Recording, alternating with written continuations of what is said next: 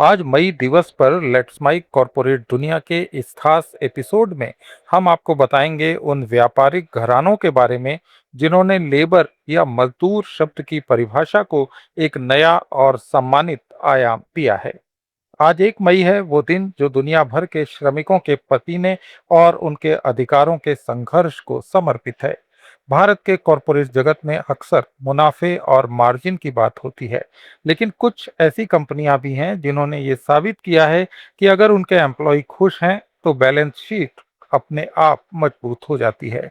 आज हम भारत की ऐसी 7 प्रमुख कंपनियों के बारे में विस्तार से बात करेंगे जो अपने लेबर फ्रेंडली कानूनों, नीतियों और मानवीय दृष्टिकोण के लिए जानी जाती हैं। इस सूची में सबसे पहला और सम्मानित नाम है टाटा स्टील। टाटा ग्रुप का इतिहास ही लेबर वेलफेयर से शुरू होता है। टाटा स्टील ने भारत में उस समय 8 घंटे के वर्किंग डे की पॉलिसी लागू कर दी थी जब दुनिया में इसके लिए संघर्ष चल रहा था। आज भी टाटा स्टील अपने कर्मचारियों को पेंशन स्कीम और फैमिली बेनिफिट स्कीम के तहत सुरक्षा कवच प्रदान करती है।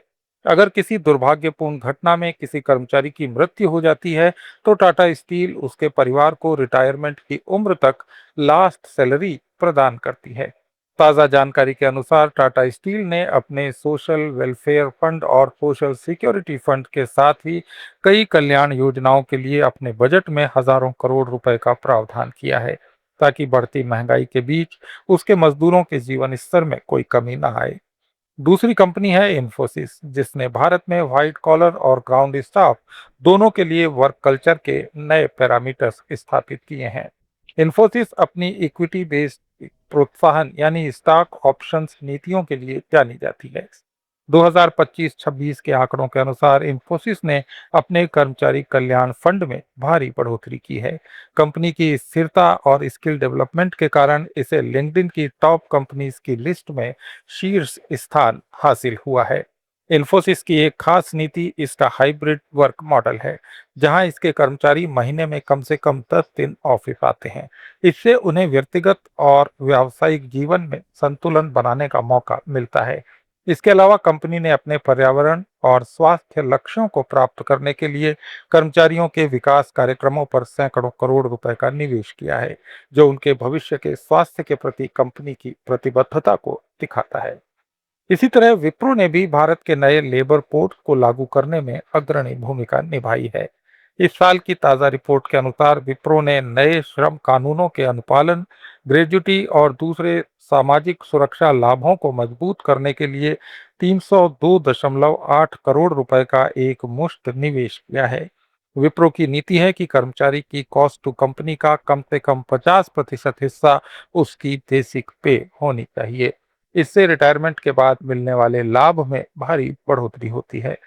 विप्रो की स्वैच्छिक एट्रिशन रेट 14.2% है, जो आईटी क्षेत्र में सबसे स्टेबल वर्कफोर्स का संकेत है। वर्कर्स के वेलफेयर के बारे में सोचने वाली चौथी महत्वपूर्ण कंपनी है एचसीएल टेक। एचसीएल की एम्प्लॉय फर्स्ट फिलॉसफी वैश्विक स्तर पर एक मिसाल बन चुकी है। इस साल के तीसरे क्वार्टर के आंकड़ों के अनुसार एचसीएल ने नए लेबर कोड्स के प्रभाव को संभालने और कर्मचारियों के लाभ को सुरक्षित रखने के लिए करीब 956 करोड़ रुपए का प्रावधान किया है।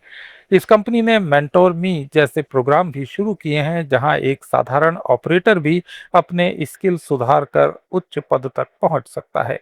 एचसीएल का निवेश न केवल मशीनरी में है, बल्कि अपने 2 लाख से ज्यादा कर्मचारियों की सीखने की क्षमता में भी है।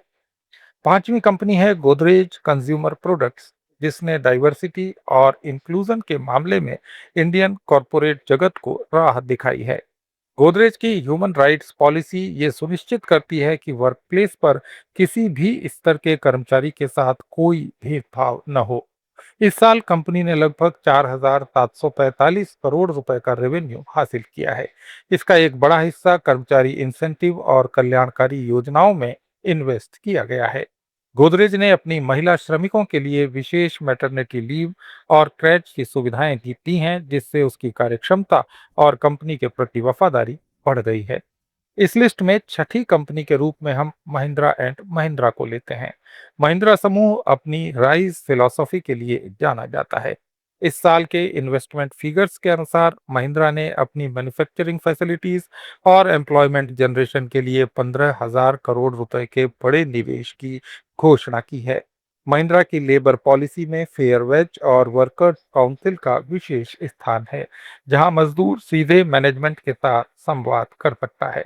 इस कंपनी ने ग्रामीण क्षेत्रों में अपने कर्मचारियों के बच्चों के लिए शिक्षा और स्वास्थ्य के क्षेत्र में भी सैकड़ों करोड़ रुपए खर्च किए हैं।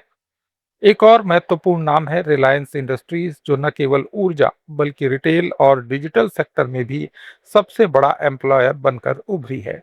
रिलायंस की वैल्यू क्रिएशन पॉलिसी के तहत कंपनी अपने रिटेल और जियो डिविजन्स में काम करने वाले जमीनी स्तर के कर्मचारियों को भी हेल्थ इंश्योरेंस और आकस्मिक सुरक्षा प्रदान करती है। कंपनी की नीतियों में कर्मचारियों के लिए एक मजबूत आर्थिक और वित्तीय ढांचा बनाया गया है। आधुनिक श्रम कानूनों का पालन करने और कर्मचारी सुरक्षा पर रिलायंस का सालाना खर्च अब हजारों करोड़ रुपए के आंकड़े को छू रहा है। इन कंपनियों के अलावा भी और बहुत सी कंपनियां हैं जो अपने कर्मचारियों को सम्मानजनक और सुरक्षित माहौल देती हैं। हमें ये समझना होगा कि आधुनिक श्रम कानून अब केवल सैलरी तक सीमित नहीं है। भारत सरकार के नए लेबर कोड्स के आने के बाद देश की इन दिग्गज कंपनियों ने गिग वर्कर्स के लिए भी सामाजिक सुरक्षा का दायरा बढ़ाया है। आंकड़ों के अनुसार 2025-26 के दौरान संगठित क्षेत्र में भविष्य निधि कंट्रीब्यूशन में 12% की वृद्धि देखी गई है। इंडस्ट्रियल हेल्थ और सिक्योरिटी पर इन 7 कंपनियों का कुल सालाना खर्च 250 करोड़ रुपए को पार कर गया है, जो ये सुनिश्चित करता है कि हर मजदूर सुरक्षित रहे। इन 7 कंपनियों की साझा विशेषता ये है कि ये लेबर को लागत नहीं बल्कि एसेट मानती हैं।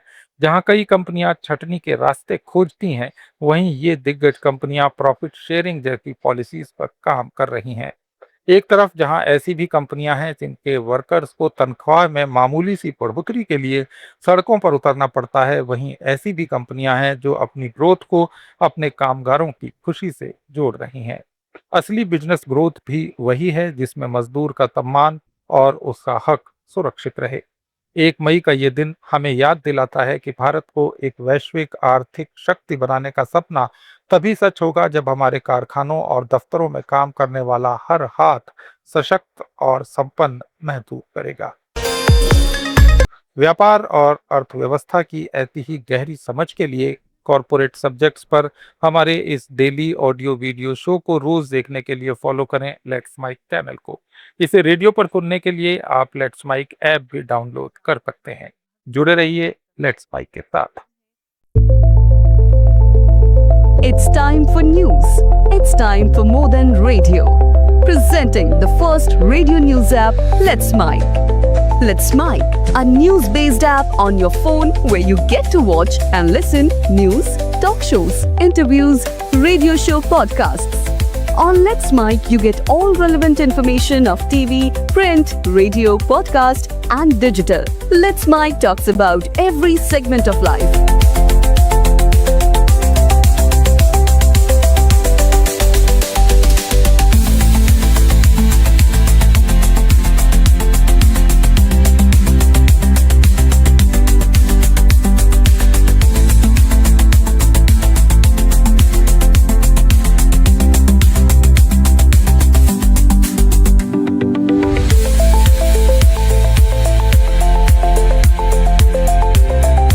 Download the app now from Play Store.